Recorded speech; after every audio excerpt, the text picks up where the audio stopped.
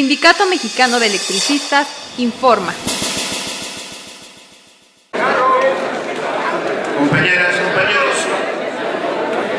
buenas tardes. Hace 8 días, aquí mismo, en nuestra intervención, hicimos la mención, y lo reitero hoy, de que nuestro compañero Gustavo Ángel Báez, virtud de la aplicación de los estatutos en sus artículos 51 y 52, le dan la facultad para suplir a quien fungía como representante propietario principal del grupo de jubilados, en tanto que este fue electo secretario de jubilados para el bienio 2014-2016. Y han escuchado a mi compañero Ángel Báez ya tomar la dirección y la conducción de estas reuniones informativas, y también en tanto no haya un proceso electoral para designar nueva comisión de trabajo, él conducirá todo lo procedente de las reuniones informativas, las asambleas, y desde luego convocará él al proceso electoral que corresponde para la comisión de trabajo del grupo. Ya en otro orden de ideas, nuestra compañera Marta Nájera, a la cual la veo por aquí, anda haciendo ya su labor. Ojalá obtenga una buena respuesta por parte de nosotros, apelando desde luego a la solidaridad y a la calidad humana de los jubilados del Sindicato Mexicano de Electricistas. Asimismo, la sesión pasada informamos a ustedes que ya está señalada las fechas para la supervivencia próxima, la segunda del año 2014, y que se llevará a efecto del 6 de octubre al 31 del mismo mes, de las 9 horas a las 15 horas, y que va a haber 2 módulos de atención para este evento, uno que se sitúa en la Calzada del Tampa, 1224, esquina con Bretaña, Colonia Zacahuisco, y la delegación Benito Juárez, y la otra en la Colonia de los Doctores, situada en la esquina del Doctor Revista con Doctor Andrade, en la Colonia de Doctores de la delegación Cuauhtémoc. Compañero Ángel Báez hace 8 días leyó la forma de las fechas por abecedario de acuerdo a la letra del primer apellido del interesado, y queremos decir a ustedes que es importante tener en cuenta la organización, pero los eventos anteriores de supervivencia que hemos pasado, los compañeros jubilados, por el entendimiento que tienen de pasar a supervivencia para garantizar todo el pago de sus derechos adquiridos, han asistido indistintamente a distintos módulos para que se pueda pasar a la supervivencia. Sin embargo, ustedes han actuado, han estado ahí y han sabido de cuál es la intención de presentar la credencial elector, la misma credencial de supervivencia y algunos otros documentos que son el comprobante del domicilio y poder cumplir los requisitos. Si les recordamos esto, y lo vamos a estar recordando permanentemente para que no se nos olvide, porque da el caso de que luego sabemos de la supervivencia, lo dejamos para el final, nos llega a ocurrir algún problema, algún accidente, etcétera, y ya no pasamos la supervivencia, y luego entonces tenemos que pasar supervivencia extemporánea, y viene el corte del pago de las catorcenas, y luego viene desde luego el desequilibrio económico de los jubilados o jubiladas, y que lo cierto es que se han tardado hasta 5 o 6 semanas, como es el caso que apenas en esta semana se está regularizando el pago cantonal de aquellos compañeros y compañeras que pasaron su supervivencia extemporánea. Por tal motivo vamos a seguir insistiendo en lo que debe hacerse para pasar el evento de supervivencia. En la propia circular que emite el SAE hay un renglón al que ustedes no deben de hacer caso, no deben de atender. Ellos dicen que habría que buscar realizar el cambio de beneficiarios ante ellos, ante el SAE solamente, firmando y llenando y firmando un formato único de carta abierta de designación de beneficiarios. Podemos decir que la Consecretaría de Jubilados en anteriores eventos y la Comisión de Trabajo conjuntamente en reuniones con el SAE hemos venido rechazando permanentemente esta cuestión que hace de manera unilateral, solamente bajo su criterio, el SAE. Y nos hemos encontrado compañeros que, a pesar de las advertencias que hemos hecho, llenan este formato y luego están pidiendo a la propia representación que les firme como testigos de este llenado. Primera, establecemos que llenar un formato único de carta abierta para designar beneficiarios no garantiza a los beneficiarios mismos la seguridad que les vaya a ser pagado.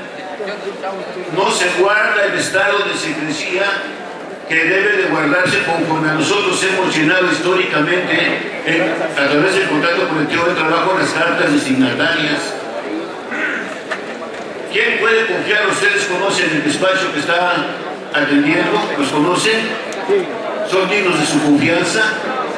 Entonces hay que advertirnos y advertirles a quienes conocemos que no se debe de firmar ese formato único de carta abierta, por lo que ya mencioné y porque nosotros mismos estamos desconociendo la personalidad jurídica del Sindicato Mexicano de Electricistas. Llenar esos formatos implica que quizás inconscientemente digamos que el sindicato ya no existiese, y no es así. El sindicato tiene personalidad jurídica y nuestros compañeros de elección tienen la toma de nota. Por tal motivo, inclusive esta carta designataria que hemos llenado nosotros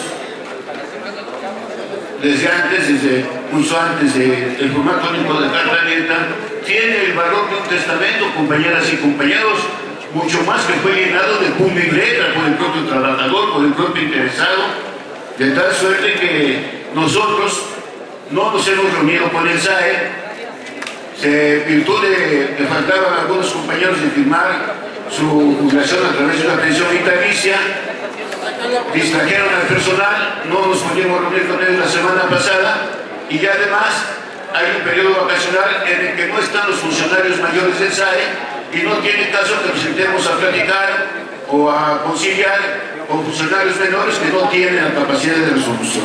Pero en cuanto tengamos la cita con funcionarios mayores, rechazaremos y demandaremos que se pare ese evento o esa actividad que tiene que ver con el llenado del formato único de carta abierta para la designación de beneficiarios. En tanto lo hacemos, y como este evento es hasta el 6 de diciembre, vamos a estar permanentemente informando y llamando la atención para que no caigamos en ese error, compañeras y compañeros. Así las cosas, ya les mencionaba yo la reunión pasada, están pegados en lugares visibles.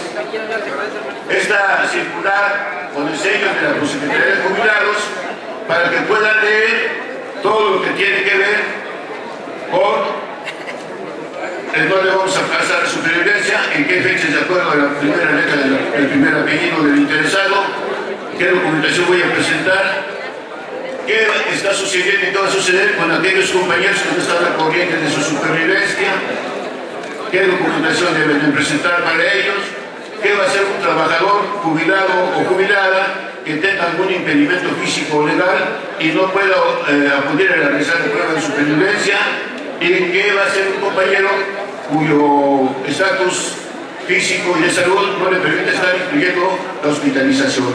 Están pegadas en lugares visibles para que ustedes mismos lo puedan contestar y lo puedan informar a quienes ustedes conozcan para que no cometamos errores y pasemos de manera normal en base el evento de supervivencia.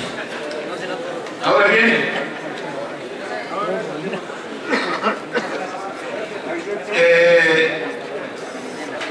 se hizo una amplia campaña para buscar que los jubilados llenáramos un documento de solicitud de aplicación de un derecho adquirido que se contemple en la cláusula 98 fracción quinta del contrato colectivo de trabajo y que es el programa habitacional. Amén de ello, firmar una carta poder a nombre de nuestros compañeros Martínez Plaza Flores y Israel Núñez de Garillo, secretario general y secretario de Economía respectivamente, para poder demandar en caso de que el SAE evadiese el cumplimiento de ese derecho adquirido, demandar ante las juntas federales, ante la Junta Federal de Conciliación y Arbitraje el cumplimiento de esa prestación. Virtud de ello, podemos decir que 4.130 compañeros llenamos tanto la solicitud de aplicación de la prestación como el poder de una demanda en las personalidades que ya cité. Se cita a todos los jubilados, a todas las jubiladas, para que el día 25 de agosto a las 10 horas nos demos cita en la Junta Federal de Conciliación y Arbitraje. Todos los jubilados, todo el grupo de jubilados, incluyendo los compañeros de las divisiones, para que estemos ahí apoyando a la dirección del sindicato en virtud de rescatar los derechos adquiridos que nos han venido negando esa compañeras y compañeros. A las 10 de la mañana. El día de ayer, el día de hoy y el día de mañana se está llevando a cabo en el 7º piso, en la Secretaría de Economía, la jornada notarial testamentaria. El compañero secretario de Economía hace 8 días dijo aquí que se están haciendo los esfuerzos conjuntamente con la Comisión de Trabajo para que nuestros compañeros y compañeros, nosotros mismos, pasemos a elaborar nuestro testamento, virtud de que no dejemos en el desamparo, en la incertidumbre, en el ataque legal, en los abusos a nuestros beneficiarios. Entonces, la jornada notarial testamentaria se está llevando a cabo en la Secretaría de Economía el día de ayer, el día de hoy y el día de mañana, de las 9 de la mañana a las 4 de la tarde, compañeras y compañeros, para que podamos pasar a realizar nuestro testamento y demos seguridad, garantía y certidumbre a nuestros compañeros, a nuestros familiares en ese sentido, compañeras y compañeros.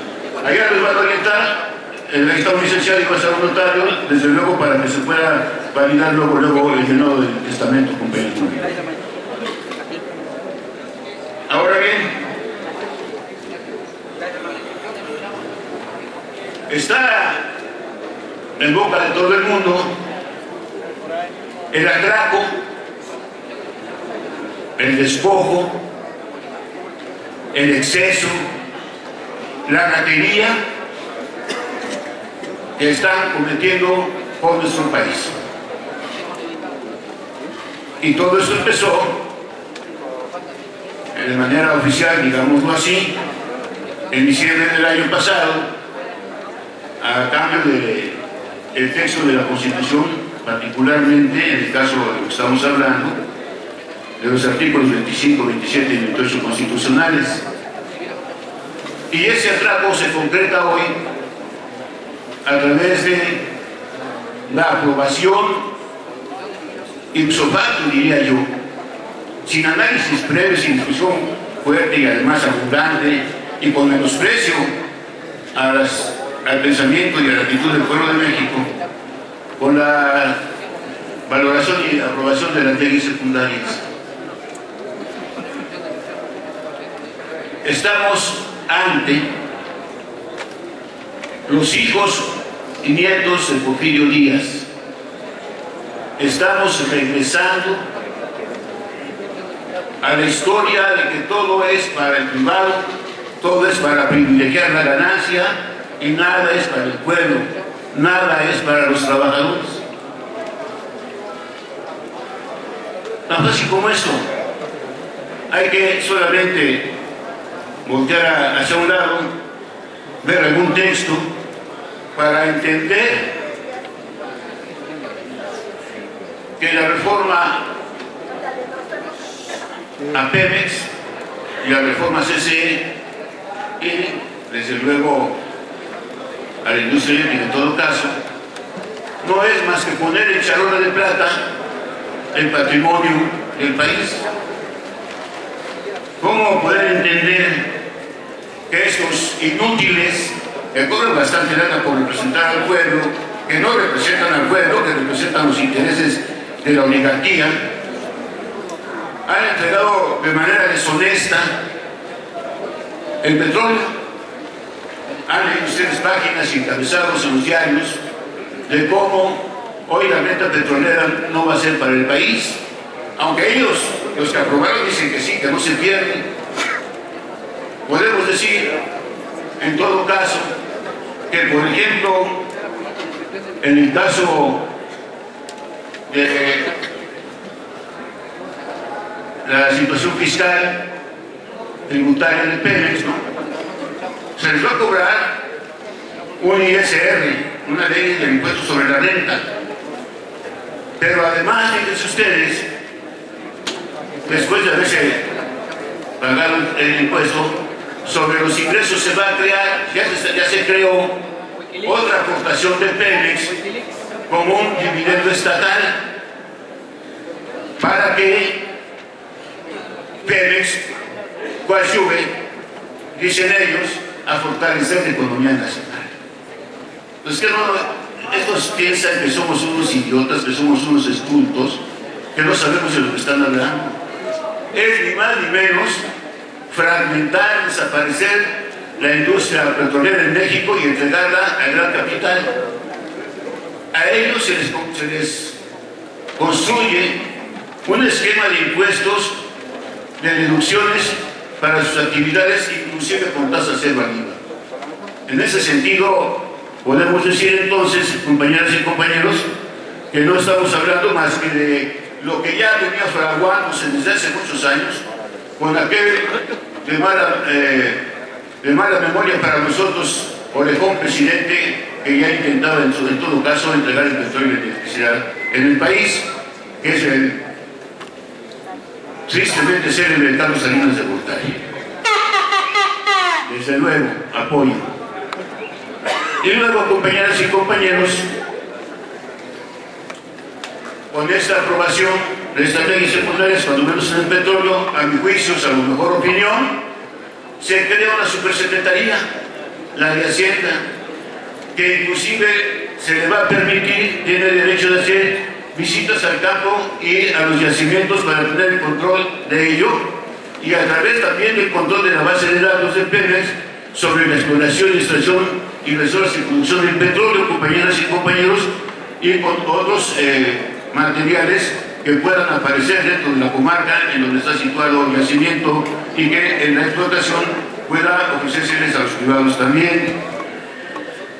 De tal suerte, entonces, que dije, si usted puede referir algo brevemente, nosotros los mexicanos entendemos que tanto el petróleo como los recursos naturales estratégicos son de la propiedad de la nación, son propiedad de todos nosotros, nosotros somos la nación.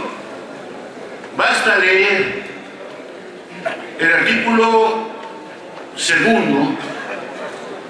de la ley de la Comisión Federal de Electricidad, en donde se dice que la CFE es propiedad exclusivamente del gobierno federal. ¿Quién es el gobierno federal? Van a poder hacer lo que quieran porque es de su propiedad. ¿Cómo cabrones se les ocurre dejar en propiedad los propiedades de la nación al gobierno federal? Eso es un atraco brutal. No es concebible, compañeras y compañeros, porque el Ejecutivo Federal, que es el que ordena y tiene bajo su égide, bajo su yugo, al Poder Legislativo y al Poder Judicial, va a poder hacer y deshacer de los recursos naturales y de los recursos estratégicos del país. No conforme con ello, estos tipos, compañeras y compañeros, en el caso de CFE, ya se dijo aquí el día de ayer en Comisión de Trabajo que para la inversión extranjera o nacional privada van a poder intervenir en lo que es la generación, en los procesos de generación y en los procesos de comercialización. Pero no así en los procesos de transmisión y en los procesos de distribución. Ahí va a poder intervenir la CFE. ¿Saben bajo qué conceptos, bajo qué criterios? La CFE podrá dar servicio público, servicio básico a los usuarios tipo residencial y tipo comercial e industrial, pero pequeños. Esos son los usuarios que va a manejar CFE. Pero para las grandes inversiones hay una figura que se conceptó ahí en la ley de los usuarios calificados, es decir, donde está el gran negocio, donde va a estar el gran negocio, ahí solamente van a poder intervenir los inversionistas privados.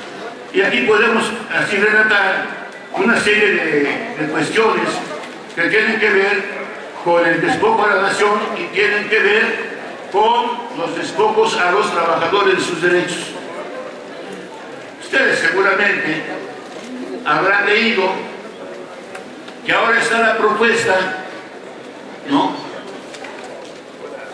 de que el gobierno pueda absorber para llevarlo a deuda pública los pasivos laborales de Pemex y de CFE.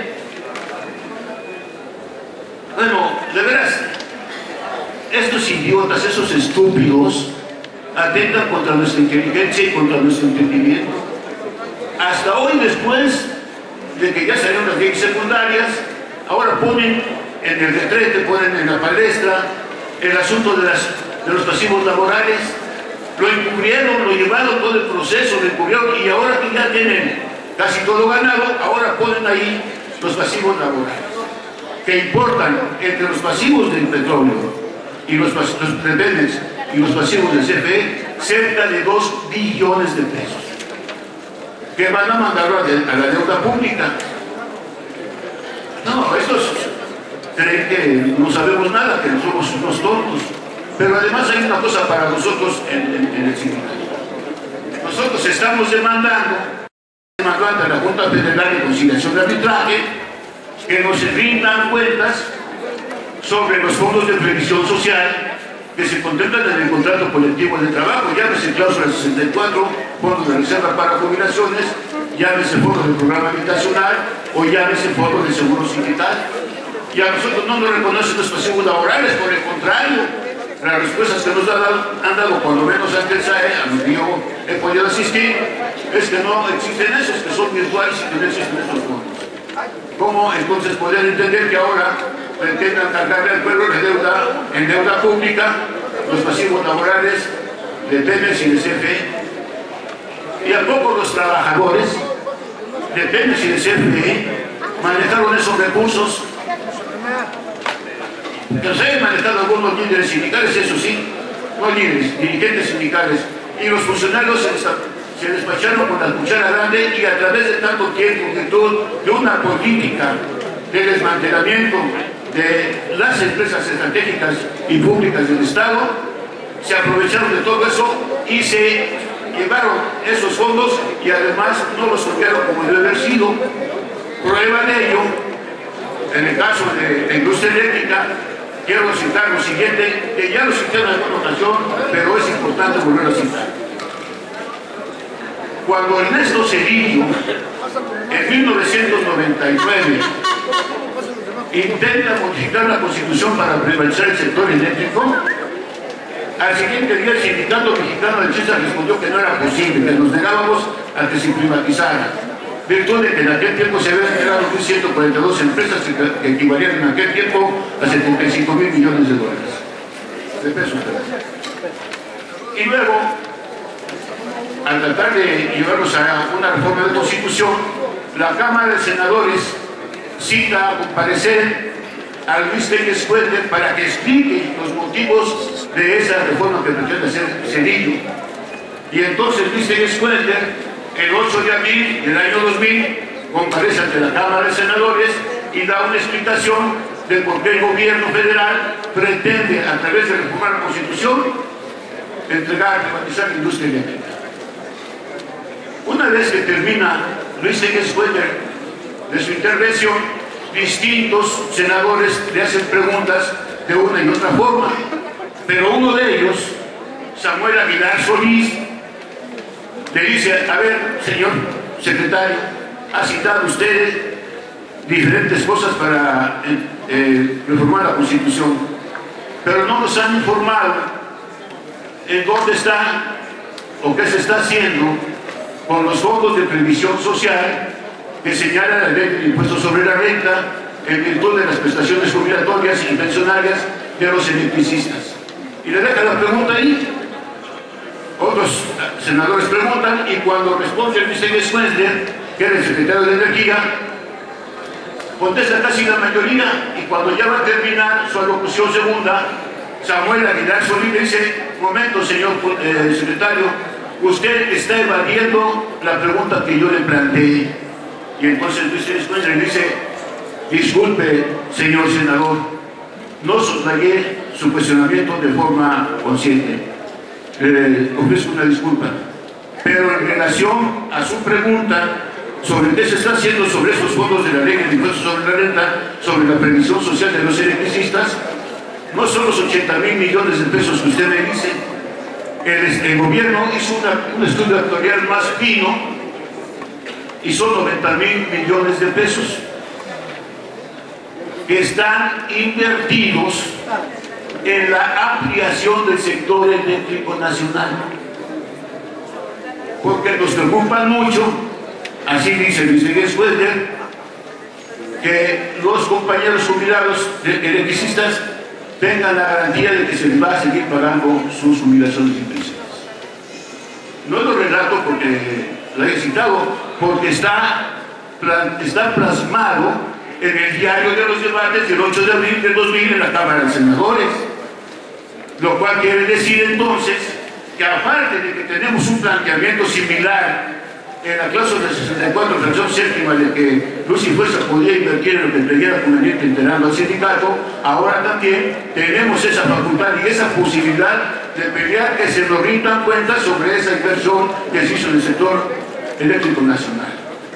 Entonces, ¿por qué estos gobernantes, estos senadores, estos diputados han llevado hasta aquí el asunto de reformar la Constitución para entregar de manera bruta, de manera salvaje, la propiedad, el patrimonio de la nación y no respetar los derechos de los trabajadores en cuanto a los derechos adquiridos de los jubilados y pensionados?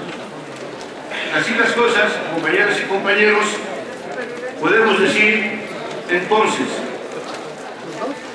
que en relación a la demanda que el sindicato ya presentó ante la Junta Federal sobre los fondos de previsión social del contrato colectivo, y así cuáles son, están convocando para el 8, este 8 de agosto, a las 10 de la mañana está citada toda la resistencia y todos los jubilados para que estemos presentes y apoyando la elección del sindicato, de la cual formo parte, y que nos entreguen cuentas de manera puntual sobre esos fondos que pretenden que ya no existen y que nosotros decimos que sí existen y que están invertidos en el sector eléctrico y que nos pueden dar garantía del pago de nuestros derechos adquiridos. Compañeras y compañeros, 8 de agosto a las 10 de la mañana, todos a la Junta Federal de conciliación y arbitraje, compañeras y compañeros.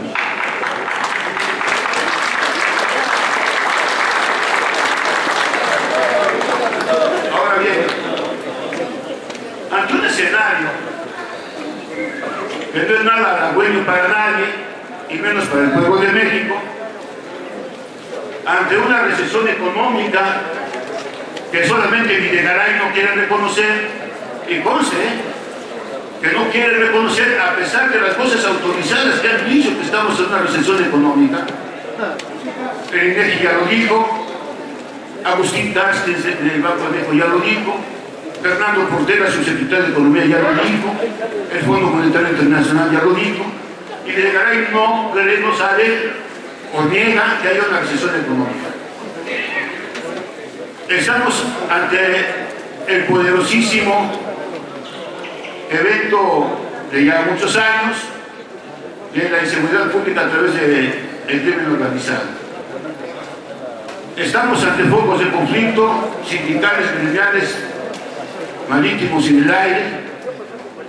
Estamos ante un grave panorama nacional.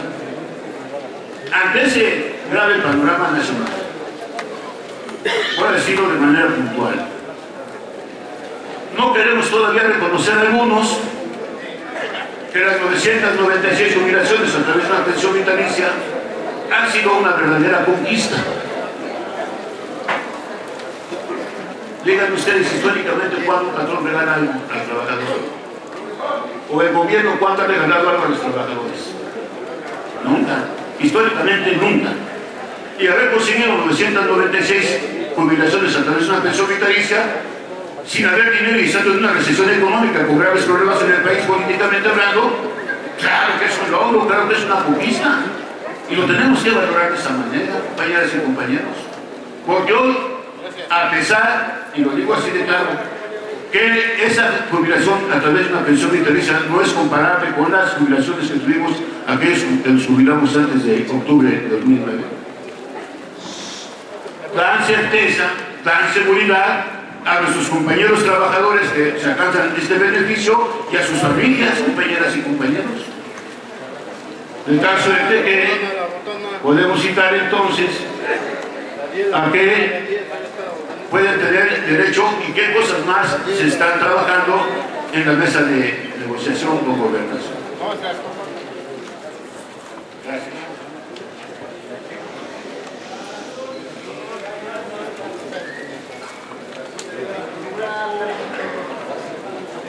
Por ejemplo, aparte de la quincena que van a cobrar nuestros compañeros, se ya está por crearse un mecanismo para que durante 5 años les sea cubierto el 50% de su compensación por antigüedad que no se la pagaron en una exhibición.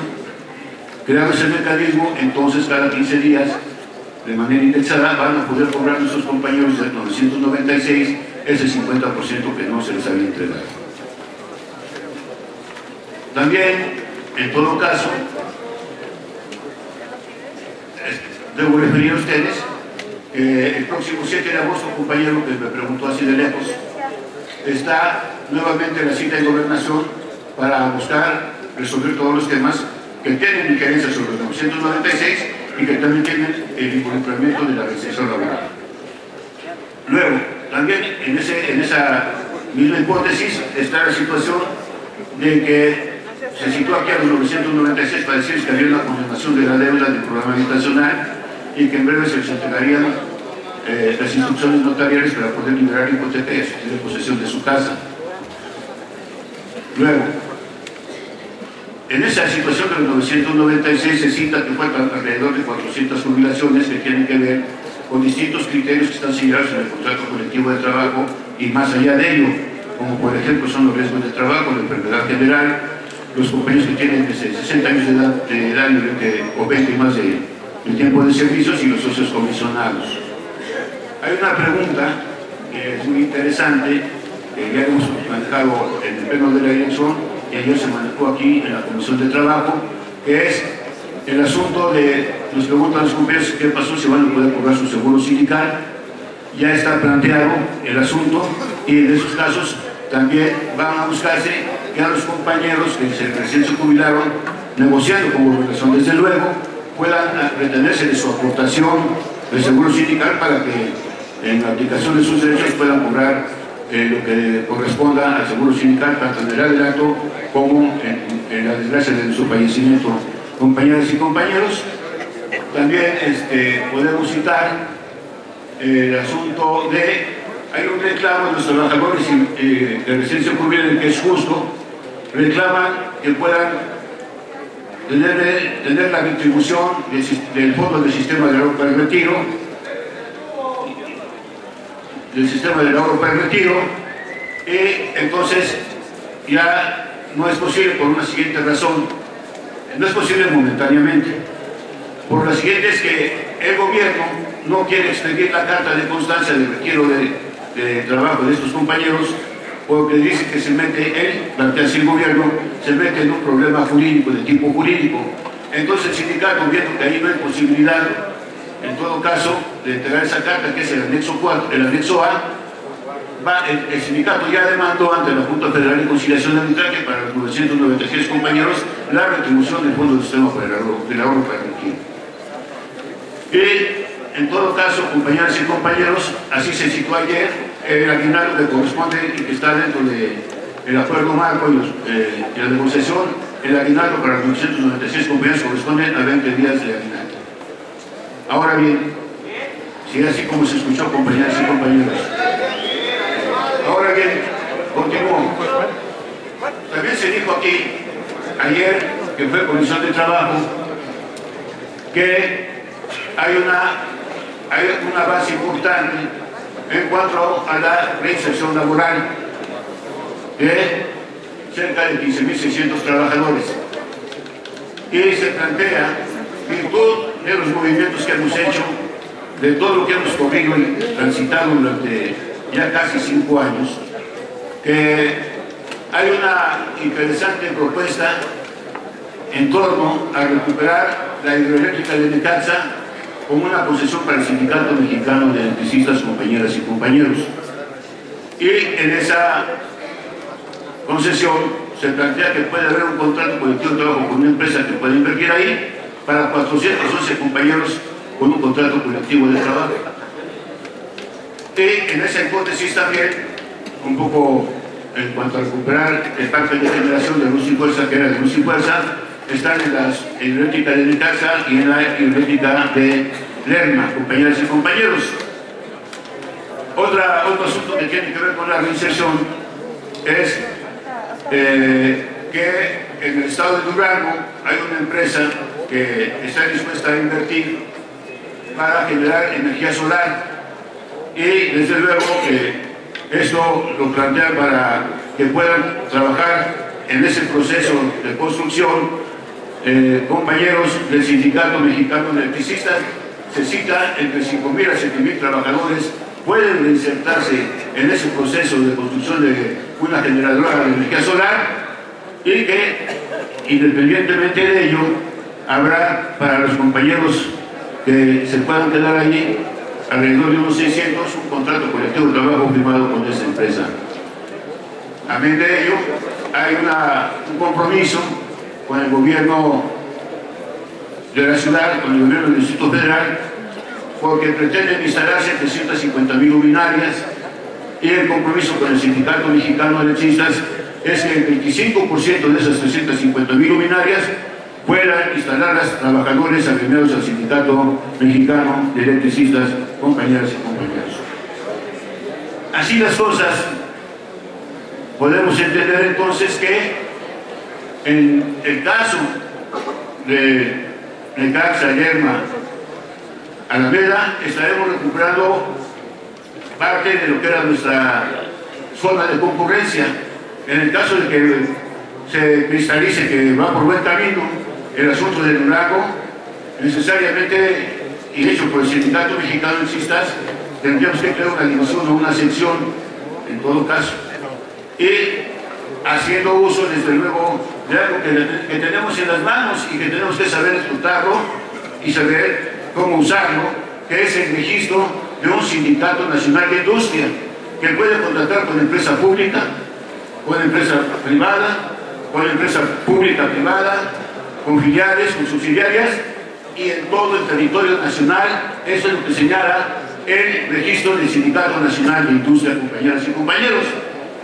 Y en la reunión de ayer de la Comisión de Trabajo, a través de una discusión que se dio importante, puedo citar brevemente, se cumplieron varios acuerdos. El primero es que la Comisión de Trabajo del Sindicato Mexicano de Electricistas aprueba que no se rompan las negociaciones con Gobernación en la mesa que estamos negociando, que se continúa ahí, pero que se continúa ahí sobre una agenda ya provista, ya discutida, que son precisamente la recuperación de las hidroeléctricas del parque de generación, incluyendo la termoeléctrica de lechería de la Jorge Luque, en donde puede haber una buena perspectiva, hay una buena perspectiva para recuperar a través inclusive de la inversión de empresas privadas, que desde luego también tendrá que negociarse en esa agenda lo que ya citamos de Durango, las luminarias y una central eléctrica, como se debe llamar, en el ciclo combinado en el asunto del ciclo federal. Eso es lo que hemos tenido como discusión ayer, y sin embargo no deja de haber asechanzas, no se calman las aguas, porque a pesar de 996 jubilaciones, porque a pesar de los avances que hay en la legislación laboral, vuelven a salir otra vez aquellos que traicionaron al sindicato, aquellos que no están conformes, que ya no existe el sindicato. Si ya no existe el sindicato, entonces ¿por qué estar exigiendo que se muestre el acuerdo marco sobre las 996 jubilaciones? Porque es muy grave que hay que sacar a luz el acuerdo marco que está reservado, porque ha de ser una bagatela, están de acuerdo en contra de la ley, etcétera, etcétera. ¿Por qué decir que también los sindicatos tienen derecho a estar en el acuerdo marco? No, que no existe sindicato. Ellos mismos, los traidores, llevaron a sus hijos, a sus hermanos, a la gente, los llevaron a liquidarse.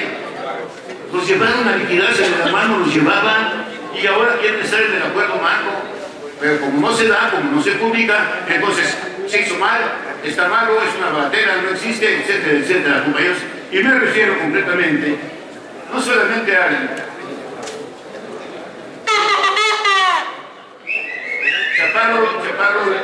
chaparro mental, que fue expulsado del sindicato. Ahora ya se contubernian algunos que fueron secretarios generales, como Rosendo, ¿no? Creo que Jorge Tapia, de esa historia también para el sindicato, y aquel que apenas se dio cuenta de que fue secretario general, Pedro Castillo, ¿no? Entonces ahora ya está ahí contubernio para decir, no, pues no existe, vamos a darle la madre al sindicato, vamos a tratar de accesar al poder. No quieren accesar al poder del Sindicato Mexicano de Electricistas. Quieren llegar a la disolución forzada del sindicato, desaparecer a este gran sindicato, a 100 años de historia, porque quieren agenciarse a través de la creación de otros sindicatos según la ley y encaramarse como los líderes nacionales del movimiento electricista. Y la intención es, aquí entre nosotros, no permitirlo.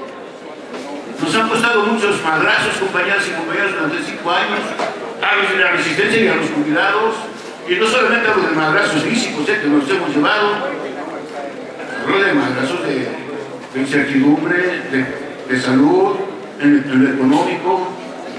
Hablo de eso, compañeros y compañeros, y ahora que vengan estos tipos horrendamente a tratar de desaparecer al sindicato y posicionarse como los mejores dirigentes del sector eléctrico. Pues no, compañeros y compañeros, hay que estar muy atentos, porque no debemos permitir que estos tipos se encaramen en la cresta de un movimiento electricista tan genuino como es el de nosotros, tan genuino como que vamos a cumplir 100 años. Pero, ahí viene el perro. Hay un reclamo, hay una molestia, se entiende, de que los jubilados, no todos, aportamos el 3% de la cuota sindical.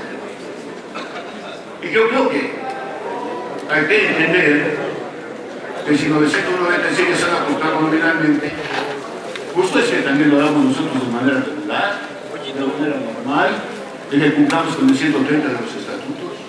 Que no se le carguen ahora todos los muertitos a unos compañeros que vienen saliendo de una crisis económica y emocional. Entonces, lo digo de manera sana, de manera fraterna, pero también de manera con firmeza, para que pasemos a retratarnos. Si no lo queremos hacer en los bancos a través de las cuentas, lo hagamos aquí en la tesorería y coadyuvemos económica y anímicamente eso. Pero no solamente eso, sí se tiene que poner orden. Y el orden no solamente pasa por lo económico, también pasa, compañeras y compañeros, porque aquí siento una gran cantidad de seres humanos en todo el mundo y aquí en el SB también, se prevalezca el disentir, el hablar distinto, el pensar distinto. Eso debe mantenerse seguramente en la libre expresión del derecho, en el derecho de libre expresión. Pero también hay que decir, ventilémoslo aquí, digámoslo aquí, y no saquemos la idea interna del sindicato a publicarla en las redes sociales o ante los medios de comunicación. Porque un movimiento de esos, una acción de esas, fue la que aprovechó el gobierno para darnos un plantazo, un madrazo muy fuerte en octubre del 2009, ¿no es cierto? Entonces, vamos con la recesión laboral. Sí, tendremos que lograr que se cubran otros 400 convenios también. Y tenemos que luchar porque sean respetados y mejorados nuestros derechos adquiridos como jubilados. Por eso tengo que cuando fui representante propietario principal del grupo de jubilados, conté con el apoyo de la elección del sindicato en su conjunto y de nuestro compañero secretario general. La historia nos reclama y la historia nos dice que el instrumento más poderoso que tenemos para defender a aquellos compañeros que no tienen empleo y que deben empezar a trabajar, y para defender nuestros derechos que están plasmados en la ley y en el contrato colectivo de trabajo, es la unidad a plenitud, la unidad real, la unidad de su apogeo, y veremos entonces que en diciembre próximo cumpliremos los 100 años de este glorioso, maravilloso y enorme sindicato mexicano de electricistas. ¡Que viva el sindicato mexicano de electricistas! ¡Viva el sindicato mexicano de electricistas! Muchas gracias, compañeros y compañeras. Mantente alerta a nuestra transmisión.